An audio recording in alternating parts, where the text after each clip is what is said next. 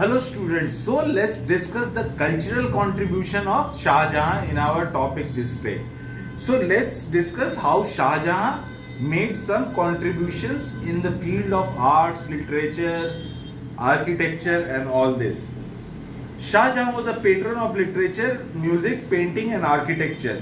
He was a patron of literature, music, painting and architecture. These four subjects he took special measures to take it in detail and make it better for everybody.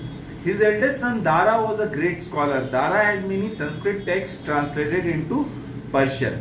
Shah Jahan's eldest son was named Dara. So Dara made many Sanskrit texts, he translated them to Persian language. Shah Jahan built the Taj Mahal at Agra as a tomb for his beloved wife Mumtaz Mahal. It is a marvelous blend of Indian, Central Asian and Persian style of architecture. So Taj Mahal is not completely Indian architecture. It is Indian, Central Asian and Persian architecture. It is a mix and blend of this architecture, and all the designs are taken from all these three areas. So Shah Jahan built it for his beloved wife Mumtaz Mahal, and Taj Mahal is a blend of basically Indian, Central Asian and Persian architecture. Designs created with pietra dura, pieces of stone inlaid in marble, decorate the walls of the Taj, and its interior has beautiful marble screen. The Moti Masjid at Agra was also built by Shah Jahan. So in the page 62, first photo you can see the flowers of different colors on the wall. So these flowers of different colors are marbles, are colorful stones which were inlaid in the marble. There was a gap created and this stone was inlaid, and this style of architecture is known as that. This process in itself was basically called as pietra dura. He also built Moti Masjid in Agra. After Mumtaz Mahal's death, Shah Jahan shifted his capital from Agra to a site now in Delhi. He named it Shah Jahanabad. So from after Mumtaz Mahal died, Shah Jahan shifted from Agra to Delhi and named the area as Shah Jahanabad. Here he built the Red Fort and the Jama Masjid. One of the most beautiful buildings within the Red Fort is the Diwan-e Khas.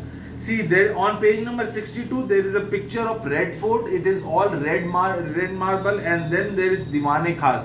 Diwan-e Khas is in the between. This is the most important area it was the most important area for gathering of Shah Jahan's nobles and their ministers, and they used to discuss and take important decisions here with a conceptual fact and considering everything in mind. He built the Red Fort and the Jama Masjid. Shah Jahan built the Red Fort and Jama Masjid. One of the most beautiful buildings within the Red Fort is Diwan-e Khas, where Shah Jahan met his ministers. It has beautiful pietra dura panels. This is where the peacock throne made of gold and jewel was placed. So in Diwan-e Khas, the peacock throne was placed which belonged to Shah Jahan. Let's discuss a little about Aurangzeb now. We will discuss about Aurangzeb, who ruled from 1658 to 1707. Shah Jahan's third son Aurangzeb ascended the throne in 1658 after imprisoning his father in the Agra fort. So Shah Jahan's third son Aurangzeb, he got captured his father in Agra fort, and Aurangzeb took the title Alamgir, conqueror of the world. Aurangzeb was also called as Alamgir, which means conqueror of the world. Under him, the Mughal Empire reached its greatest extent but also faced many problems.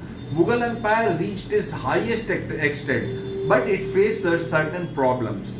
For example, Aurangzeb increased the taxes payable by non-Muslims and permitted the destruction of temples. Measures like these angered his subjects. So what happened? Aurangzeb made taxes expensive for non-Muslims, and he also allowed destruction of Hindu temples. So this made his subjects very angry. Hence Aurangzeb had to face many revolts such as those of the Bundelas, Sikhs, Jats and Satnamis. He also lost the loyalty of Rajputs. So he lost the loyalty of Rajputs. Bundelas, Sikhs, Jats and Satnamis, they started rising against Aurangzeb. So we will stop here. We will discuss about the Sikh revolt in our next topic. Students, have a good day.